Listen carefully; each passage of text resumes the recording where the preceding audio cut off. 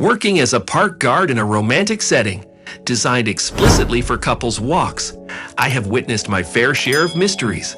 Even in broad daylight, parks hold their secrets.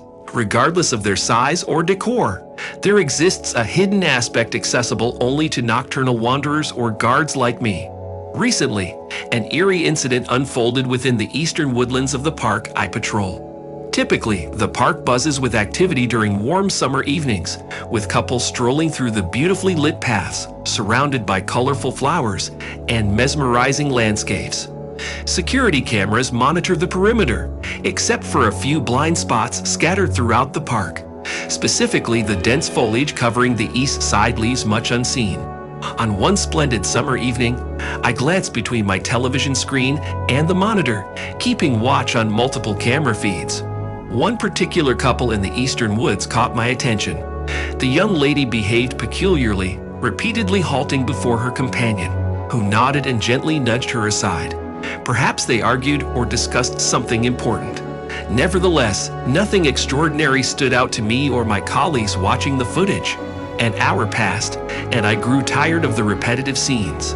Deciding to catch up on sleep, I opened the window, letting the cool breeze freshen the stuffy security booth. Barely had I closed my eyes when a shrill scream echoed through the night. Bolting upright, I examined each camera feed, but found no cause for alarm. Intuitively, I suspected the couple in the eastern woods. Making my way to the troubled spot, I couldn't suppress the chill running down my spine. Approaching the scene, I discovered a lone figure draped in a white shirt, leaning against three towering trees. Head bowed, hands concealing tear-streaked cheeks, she wept bitterly. Speaking softly, I asked if she needed assistance. Turning, she stared at me with hollow, tearful eyes, her reddened face streaked with moisture, nostrils flaring with ragged breaths. Mesmerized by her ghostly appearance, I froze in place, managing to utter a greeting only after she disappeared from sight. For days, the vivid image haunted my dreams.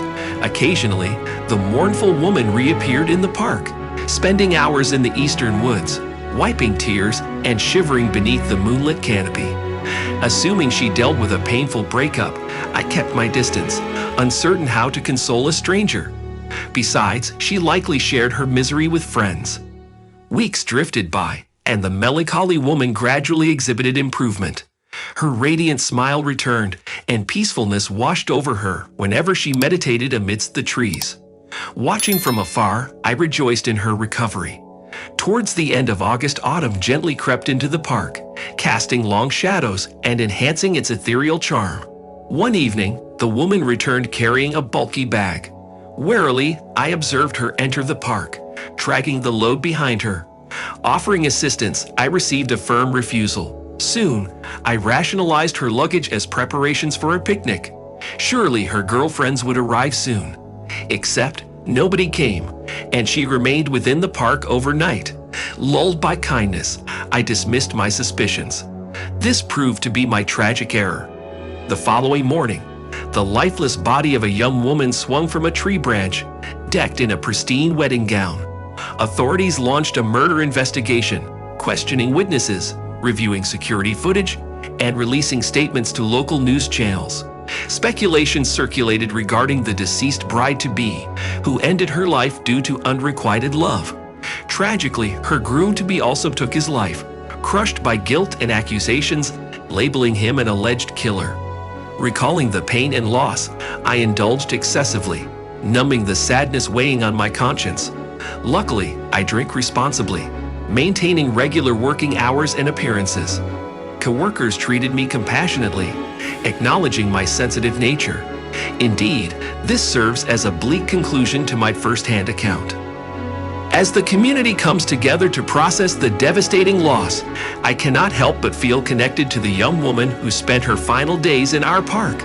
Losing someone so young and full of potential reminds us all of the fragility of life and the importance of supporting one another through challenging times.